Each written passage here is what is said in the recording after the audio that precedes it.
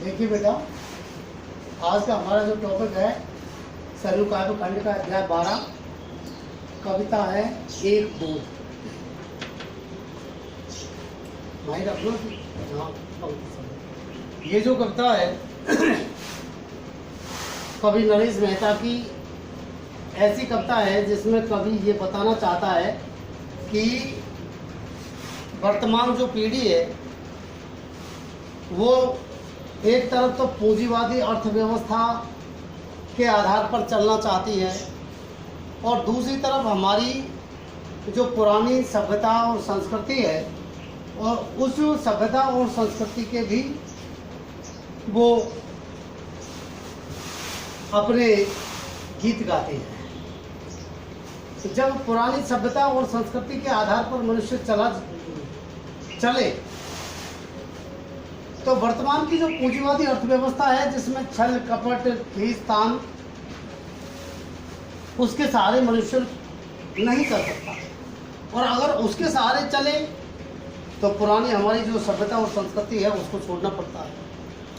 वर्तमान में मनुष्य की ये स्थिति हो गई है कि पूंजीवादी अर्थव्यवस्था और पुरानी सभ्यता और संस्कृति दोनों के बीच में फंस चुका है। न तो वो पूरी तरीके से पुरानी सभ्यता और संस्कृति को छोड़ पाया है और न पूरी तरीके से जो है इस पूंजीवादी अर्थव्यवस्था के आधार पर ही चल पाया है। ऐसी स्थिति में उसकी हालत प्रबल जाबसित की तरह हो गई है। प्रबल जाबसित ऐसा वो सन्यासी होता है जिसने सन्यास तो ग्रहण कर लिया है परंतु वह गृहस्थ से अपना मोह नहीं छोड़ पाता। गृहस्थ से अपना मोह नहीं छोड़ पाता। इसी के आधार पर इसी को लक्ष्य करके और कवि कहते हैं अब मिहिर सिर आ गया तपने लगी यह रेत। मिहिर कहते हैं सूर्य कि अब जो है पूंजीवादी अर्थव्यवस्था की जो सूर्य है वो हमारे सिर पर आ गया है। अर्थात वर्तमान का जो समय है वह पूंजीवादी अर्थव्यवस्था का समय है। तो अब पूंजीवादी अर्थव्यवस्था हमारे सिर चढ़कर बोलने लगी है। इसलिए वर्तमान समय की जो रेत है ये तपने लगी है। मतलब वर्तमान समय का जीवन दुखी होने लगा। पूंजीवादी अर्थव्यवस्था के आधार पर ही चलने के कारण वर्तमान का जो समय है वो जीवन है वो दुखी होने लगा। अब मिहिर सिर आ गया तपने लगी यह रेत।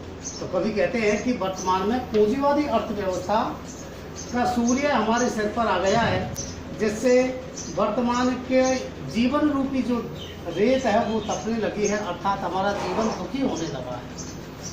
रह गए पीछे जिनके कुंतलों की छाह में हुआ सूर्योदय हुआ। वे लोग पीछे रह गए अर्थात वह समय हमारा निकल चुका जिनकी सभ्यता और संस्कृति की छाया में हमारे जीवन का सूर्योदय हुआ है। ऐसे लोग पीछे रह गए अर्थात हमारी वो ऋषि मुनि वो जो है सन्यासी वो आदर्श व्यक्तित्व पीछे रह चुके हैं। वो जो है निकल चुके हैं जिनकी कुंतल कहते हैं बालों को, जिनकी जटाओं की छाया में अर्थात जिनके बालों की छाया में या यूँ कहें कि जिनकी छाया में हमारे जीवन का सूर्योदय हुआ है अर्थात हमारे जीवन की शुरुआत हुई है। बहुत कुछ छूटा और टूटा भी।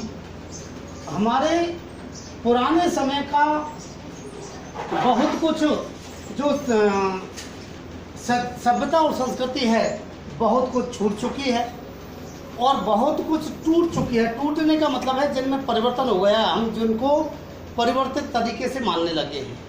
तो हमारी पुरानी सभ्यता और संस्कृति है जो बहुत कुछ छूट चुकी है और बहुत कुछ टूट चुकी है अर्थात जिनमें परिवर्तन भी हो गया है। हम असंगी अर्थात आज हम दोनों में से किसी के साथ नहीं रहे। न तो उस सभ्यता और संस्कृति के साथ रहे न पूंजीवादी अर्थव्यवस्था के ही साथ में रहे। हम असंगी स्मरण वैसाखी के सहारे चल रहे। आज हम जो है हमारी उस पुरानी सभ्यता और संस्कृति की जो स्मरण रूपी बैसाखी है उसी का सहारा लेकर के चल रहे। अर्थात हम पुरानी सभ्यता और संस्कृति की दुहाई देते हैं केवल। केवल उसकी दुहाई देते हैं कि हमारे ऋषि मुनि इस प्रकार से थे, हमारे प्राचीन लोग इस प्रकार से थे, हमारे आदर्श राजा इस प्रकार से हुए हैं। तो हम स्मरण वैसाखी के सहारे चल रहे रेत के पद चिन्ह क्या। आज इस प्रकार की स्थिति है कि केवल यादों के सहारे चल रही। अब जिस प्रकार से रेत में हमारे पद चिन्ह जो है छप जाएं तो थोड़े से दिन में मिट जाते हैं, इसी प्रकार से केवल स्मरण के ही सहारे नहीं चला जा सकता और उस सभ्यता और संस्कृति को आधार बना करके और जीवन यापन करना पड़ता है। उसको आधार बना करके जीवन यापन करना पड़ता है। ये ही हमारे लिए अनुधावित रहे। हम इन्हीं के पीछे, अनुधावित का मतलब होता है पीछे दौड़ने वाला, हम इन्हीं के पीछे दौड़ रहे हैं। केवल हम केवल उन्हीं सभ्यता और संस्कृति के पीछे दौड़ रहे हैं। और वो ये जो वर्तमान की पूंजीवादी अर्थव्यवस्था है, उस वर्तमान की पूंजीवादी अर्थव्यवस्था के आधार के जो पदचिन्ह हैं वो स्थायी नहीं रह सकते। मतलब ये है हमारे कहने का कि हमारी जो सभ्यता और संस्कृति है, सभ्यता और संस्कृति का तो बहुत समय बाद तक नाम चलता है देश में, दुनिया में, विश्व में कि हमारी सभ्यता ऐसी है, हमारी सभ्यता संस्कृति ऐसी रही। लेकिन जो पूंजीवादी अर्थव्यवस्था है उसमें केवल नाम नहीं चल सकता, वो वर्तमान समय तक ही, जिस प्रकार से रेत में पद चिन्ह छपे हैं तो वो वर्तमान समय में ही छपे हैं। लेकिन बाद में जो है वो पद चिन्ह समाप्त हो जाएंगे। ये ही हमारे लिए अनुधावित रहे। तो हम इन्हीं के आधार पर इन्हीं के पीछे भाग रहे हैं। इनकी मैत्री क्या, ऐसे पूंजीवादी अर्थव्यवस्था की मित्रता नहीं हो सकती, ऐसी पूंजीवादी अर्थव्यवस्था की मित्रता नहीं हो सकती। अर्थात पूंजीवादी इसी अर्थव्यवस्था के आधार पर हम स्थायी अपना अस्तित्व बना करके नहीं रख सकते। अब हमारे और उस छूटे हुए विगत के बीच संबंध है तो यह है कि हम प्रव्रजावस्थित हैं। अब हमारे और उस छूटे हुए समय के बीच में यही संबंध रह गया है कि हम प्रव्रजावस्थित हैं। हम ऐसे सन्यासी की तरह हैं जिसने सन्यास तो ग्रहण कर लिया लेकिन गृहस्थ से मोह नहीं छोड़ा। आज हमारी भी यही स्थिति है। हम जो है पुरानी सभ्यता और संस्कृति को छोड़ तो रहे हैं और आधुनिक पूंजीवादी अर्थव्यवस्था में उस पूंजीवादी अर्थव्यवस्था के आधार पर चलना चाहते हैं, लेकिन हम पूरी तरीके से पुरानी सभ्यता और संस्कृति को भी नहीं छोड़ पा रहे हैं। पूरी तरीके से पुरानी सभ्यता और संस्कृति को भी नहीं छोड़ पा रहे हैं। ऋतु अभिषेक सिर पर झेलते। ऋतु अभिषेक का मतलब समय परिवर्तित हो रहा है और अनेक प्रकार की, जिस प्रकार से तरह तरह की ऋतुएं आती है और उनको हमको झेलना पड़ता है, इसी प्रकार से समय का जो ऋतु अभिषेक है उसको हम सिर पर झेल रहे। तरह तरह का समय आ रहा है, कभी दुख का, कभी सुख का, किसी प्रकार की मुसीबतों का, उसको हम अपने सिर पर झेल रहे हैं। भाल पर संकोच रेखा, हमारे ललाट पर संकोच की वो रेखाएं हैं जिनमें हमने अपनी पुरानी सभ्यता और संस्कृति को छोड़ दिया। इस बात का संकोच भी है हमें, व्यवस्थाएं कंठ में। लेकिन वर्तमान पूंजीवादी अर्थव्यवस्था की व्यवस्था हमारे कंठ में है, अर्थात वर्तमान पूंजीवादी अर्थव्यवस्था की मजबूरी हमारे कंठ में है। हम उस पूंजीवादी अर्थव्यवस्था को भी नहीं छोड़ पाते। अनागत यात्रा, ऐसी स्थिति में हमें ये पता नहीं है कि हमारी यात्रा कहाँ जाकर के रोकेगी, हम किस दिशा में जाकर के रोकेंगे, अर्थात हमारा जीवन किस प्रकार की स्थिति को स्वीकार करेगा।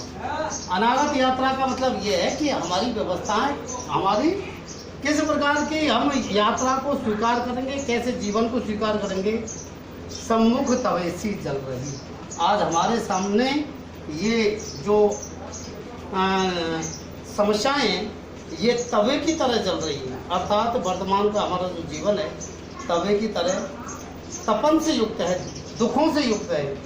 हम आयु के अस्वस्थ, आज हम आयु के अस्वस्थ है। अस्वस्थ कहते हैं पीपल के वृक्ष को, तो आज हम जिस प्रकार से पुराना पीपल का पेड़ होता है वही इतना पुराना है, आज हम इस प्रकार से ये सभ्यता और संस्कृति की दुहाई देते हैं, हमारे देश की दुहाई देते हैं कि हमारा देश इतना पुराना है अपनी। लेकिन उस बात को तो कहते हैं, लेकिन अपनी छाया भी स्वीकार जिसको है नहीं, लेकिन अपनी वो जो छाया है पुरानी, यानी पुरानी सभ्यता और संस्कृति के जो आदर्श हैं उनको स्वीकार भी नहीं कर रहे हैं। कहने का मतलब उनके आधार पर हम चल भी नहीं रहे। अपनी पुरानी सभ्यता और संस्कृति की बात तो करते हैं परंतु उसके आधार पर हम चल भी नहीं रहे। इस प्रकार से कवि ने वर्तमान समय की पूंजीवादी अर्थव्यवस्था और जो है वर्तमान समय की पूंजीवादी अर्थव्यवस्था और पुरानी सभ्यता और संस्कृति के बीच की जो तपन है मानव की, उसको कवि ने व्यक्त किया है। अब इसमें आप देखिए, इसमें कवि ने प्रतीकात्मकता का सहारा लिया है। किसका सहारा लिया है? प्रतीकात्मकता का।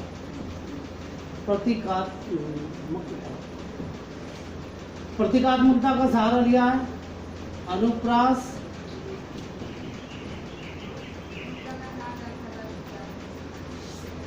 अन्योक्ति आदि अलंकारों का प्रयोग हुआ है। ठीक है, अन्योक्ति आदि अलंकारों का प्रयोग हुआ है।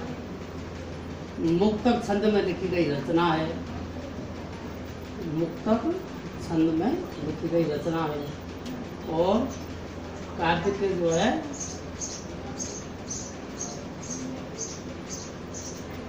प्रसाद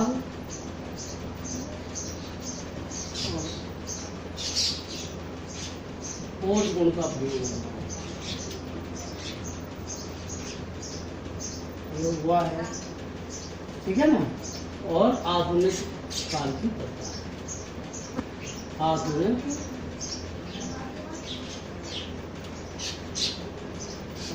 काल